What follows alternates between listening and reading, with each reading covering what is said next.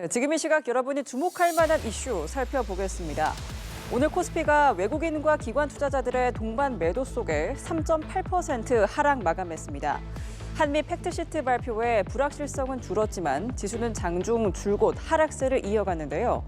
1,470원대까지 치솟던 원달러 환율은 당국의 구두 개입과 한미 팩트시트 발표에 1,450원대까지 떨어졌습니다. 윤영석 기자입니다. 원달러 환율은 장 초반 1,475원 턱 밑까지 올랐습니다. 최근 환율이 1,470원대까지 치솟자 구윤철 부총리는 국민연금과 수출업체 등 주요 수급 주체들과 논의해 환율 안정 방안을 마련하겠다고 밝혔습니다. 시장 개입성 발언 직후에는 환율이 20원가량 수직 하락했습니다. 여기에 한미 관세 협상 결과물인 팩트시트가 발표되자 장중 1,452원까지 떨어졌습니다. 양국은 연간 200억 불의 자금 조달액 상한을 설정하고 외환 시장 불안이 우려될 경우 한국이 자금 조달 규모 및 납입 시기 조정을 요청할 수 있도록 하는 등 안전장치도 반영하였습니다. 환율은 낙폭은 다소 줄여 10.7원 내린 1,457원의 주간 거래를 마쳤습니다. 이날 환율 변동폭은 22.9원으로 지난 5월 이후 가장 컸습니다. 이날 유가증권 시장에서 외국인이 2조 원 넘게 순매도했는데도 환율 하락세는 유지됐습니다. 그러나 외국인의 대규모 매도세에 코스피는 3.8% 급락하며 4,010선까지 밀렸습니다. 삼성전자는 5.45% 하락했고 SK하이닉스는 8.5%나 떨어졌습니다.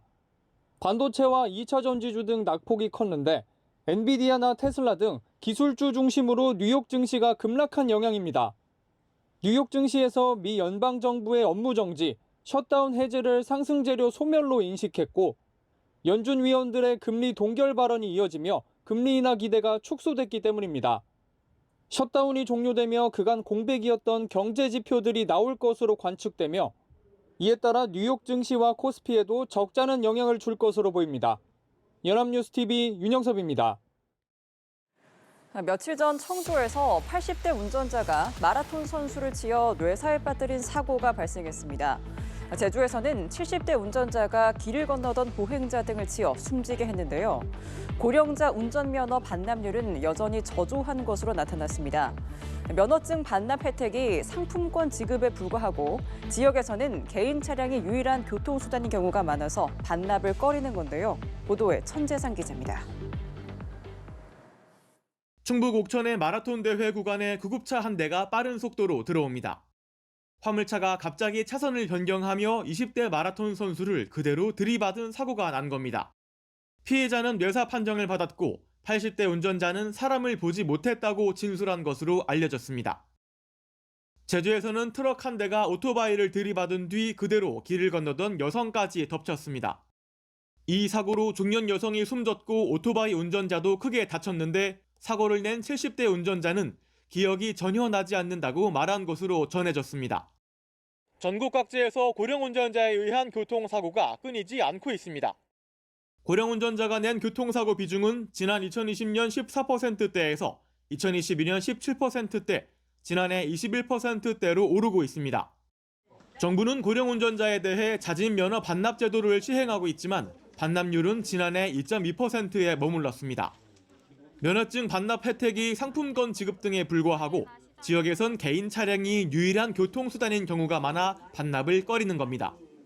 촘촘하게 해보려고 여러 가지 노력들을 하고 있는데요. 그래서 지금 수요 응답형 버스 같은 경우도 계속해서 시군에서 도입하고 있는 것들을 저희가 독려하고 있고요. 전문가들은 생계 등의 이유로 면허 반납이 어려운 상황도 있다며 고령 운전자에 의한 대형 사고를 막기 위한 방안도 병행돼야 한다고 제언했습니다. 교육과 더불어서 긴급 제동장치의 상용화가 신속히 이루어진다면 면허 반납률뿐만 아니라 고령자 교통사고를 좀 줄일 수 있는 방안이 되지 않을까. 고령자 운전면허 반납제도 시행 6년째, 실효성을 높이기 위한 다양한 인센티브 제공이 필요하다는 목소리가 커지고 있습니다. 연합뉴스TV 천대상입니다. 다이어트 약 전문 병원을 세워 약사와 제약회사로부터 수십억의 리베이트를 챙긴 일당이 경찰에 붙잡혔습니다. 이들은 의사를 고용해 환자 상태와 관계없이 특정 다이어트 약만 처방하게 만들었는데요. 마케팅 업체 직원들에게는 병원 홍보를 위한 허위 경험담을 작성하라고 시켰습니다. 경찰은 의사와 마케팅 업체 대표 등 병원 관계자는 물론 이들에게 리베이트를 제공한 약사와 제약회사 관계자들을 모두 검찰에 넘겼습니다. 최지원 기자입니다. 반품할 약들이 이리저리 쌓여 있습니다. 지난달 24일 종이 한 장만 남겨두고 폐업한 다이어트 약 전문 병원입니다. 4년 전 개업해 다이어트 약만 처방해주던 병원입니다. 원장이 구속돼 현재는 이렇게 문이 닫힌 상태입니다. 알고 보니 이 병원의 원장은 마케팅 업체에 고용된 페이닥터였습니다. 경찰은 이런 식으로 다이어트 약 전문 사무장 병원을 세우고 약사와 제약회사 관계자들로부터 21억 원 상당의 리베이트를 받은 이들을 붙잡았습니다. 지난해 1월 처방 전 거래를 금지하는 의료법과 약사법이 개정된 이후 이 조항을 적용해 검거한 첫 사례입니다. 이들은 고용한 의사의 이름으로 허위 투자 약정서를 작성해 고용주가 아닌 투자자로 신분을 위장했습니다. 이름만 원장인 의사들에게는 환자 개인의 성향을 고려하지 않고 진료 가이드대로 고가의 다이어트 약과 식욕 억제제 등을 일괄 처방하도록 했습니다. 비교적 단기간에 체중 감량 효과를 볼 수 있는 향정의약품 성분의 식욕 억제제를 일괄적으로 최대량 처방하여 그 결과 일부 부작용 환자들이 발생하기도 하였습니다. 마케팅 업체 직원들에게는 병원 홍보를 위한 허위 경험담을 작성하라고 시켰습니다. 5년 전 서울 명동에 개업했던 첫 병원이 성공리에 영업되자 이듬해에는 강남과 구로로 사업을 확장했습니다. 강남에 고용돼 일하던 의사는 직접 마케팅 업체에 지분도 투자해 리베이트를 나눠 갖기도 했습니다. 경찰은 의사와 마케팅 업체 대표 등 병원 관계자는 물론 이들에게 리베이트를 제공한 약사와 제약회사 관계자들을 모두 검찰에 넘겼습니다. 연합뉴스TV 최주원입니다. 네, 올해 수능은 상위권을 겨냥한 변별력 있는 문제들이 출제되면서 지난해보다 다소 어려웠다는 분석입니다. 사탐 쏠림 현상이 올해 입시의 최대 변수가 될 것이란 전망인데요. 대학별 수시 모집 전형 논술 면접고사와 정시 모집 전형이 줄줄이 남아있는 가운데 입시 전략이 중요해 보입니다. 입시 업계들도 온 오프라인을 통해 입시 설명회를 열 예정입니다. 임광빈 기자입니다. 올해 수능은 국어, 수학, 영어 모두 지난해보다 어려웠다는 평가입니다. 국어에서는 공통 과목인 독서의 난도가 높았고 수학에서는 종합적 사고력을 요구하는 문항들이 출제돼 수험생들이 다소 까다롭게 느꼈을 것이란 분석이 나왔습니다. 영어 역시 어려웠다는 평가를 받은 지난 9월 모의평가와 비슷한 수준으로 분석됐습니다. 치열해진 최상위권 변별력 확보를 위한 고난도 문항이 출제됐다는 겁니다. 2026학년도 수능의 전체 난도는 작년 수능과 유사한 수준으로 평가하였으나 최상위권 변별을 위한 문항들이 전년도 수능에 비해서 다소 어렵게 출제되어서 수험생이 느끼는 체감 난도는 2025학년도 수능에 비해서 다소 어렵다라고 느꼈을 것으로 예상이 됩니다. 이런 가운데 이번 수능의 최대 변수는 탐구 영역이 될 것이란 분석입니다. 상대적으로 학습 부담이 적은 사회탐구 과목을 고른 수험생이 77%에 달했는데 어떤 과목을 선택했느냐에 따라 유불리가 갈릴 수 있습니다. 수능 시험은 끝났지만 본격적인 입시 전형은 이제부터 시작입니다. 대학별 수시 모집 전형 논술 면접고사와 정시 모집 전형이 줄줄이 남아 있습니다. 당장 내일과 모레 건국대와 경희대, 성균관대, 숙명여대 등이 논술고사를 보고 다음 주 월요일부터 이달 말까지 경북대와 부산대, 이화여대, 중앙대, 한국외대, 한양대 등에서 논술 시험을 실시합니다. 입시 전략을 어떻게 짜느냐가 중요해진 가운데 입시 업계들도 온 오프라인을 통해 입시 설명회를 열 예정입니다. 연합뉴스TV 임광빈입니다.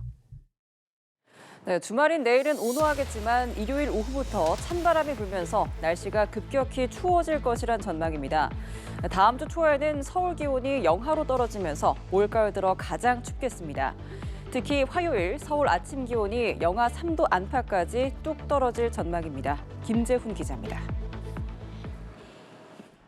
이번 주말도 토요일까지는 완연한 늦가을이 이어지지만 일요일 오후부터는 날씨가 급변합니다. 일요일 중부 곳곳에 약한 비가 지났는데 비구름 뒤로 북쪽 대륙에서 찬 공기가 강하게 밀려온다는 예측입니다. 월요일 아침 중부 일부 내륙의 기온이 영하권까지 곤두박질하겠고 한낮에도 5도 안팎에 머물겠습니다. 화요일은 찬 공기가 추가로 밀려와 올가을 들어 가장 춥겠습니다. 서울의 아침 기온이 영하 3도 안팎까지 뚝 떨어질 전망입니다. 17일에 북서풍이 강하게 내려오고 기온도 떨어지면서 체감 온도는 더욱 떨어져 추운 날씨가 예상되고 있겠습니다. 올 11월 들어 가장 추운 날씨가 되겠고요. 강추위와 함께 충청과 호남 서해안으로는 비 또는 눈이 내릴 가능성이 있습니다. 대륙의 찬 공기가 상대적으로 따뜻한 바다를 건너면서 서해상에서 구름대가 발달하는 겁니다. 영하권 기온의 내린 비나 눈이 얼어 도로 곳곳에 살얼음이 낄 수 있는 만큼 교통 안전에 각별한 주의가 필요합니다. 기상청은 수요일까지 추위가 이어지다 목요일부터 예년의 11월 중순 날씨를 회복할 것으로 전망했습니다. 연합뉴스 TV 김재훈입니다.